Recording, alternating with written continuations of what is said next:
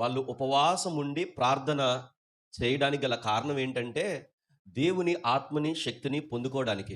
రెండవదిగా దేవుని పిలుపేంటో, దేవుని ప్రణాళికేంటో, దేవుని ఆలోచనేంటో తెలుసుకోవడానికి.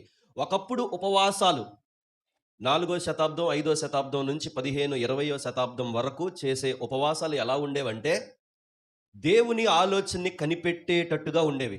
దేవుని మాటని కనిపెట్టేటట్టుగా ఉండేవి. దేవుని మార్గము కోసము కనిపెట్టే ఉపవాసముగా ఉండేది. కానీ ఇప్పుడు మనము అంటే ఈ లెంట్ డేస్ పాటించి చేసే ఉపవాసాలు 40 రోజులు శ్రమల దినాల్లో ఉండే ఉపవాసం ఎలా మారిపోయింది చెప్పండి మీరు? 40 రోజులు నువ్వు ఉపవాసం ఉంటావు. 41వ రోజు నువ్వు మామూలుగా ఉంటావు.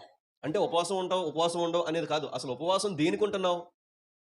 ఇది మనకు తెలియాలి. 40 రోజులు నువ్వు పస్తులుండు, కడుపు మార్చుకో, పర్వాలేదు, ఇబ్బందేం లేదు. కానీ 41వ రోజు నువ్వు పస్తులుండకుండా ఫుల్‌గా భోంచేస్తావు, మంచిదే. కానీ ఈ 40 రోజులు నువ్వు ఉపవాసం దేని కొరకున్నావు?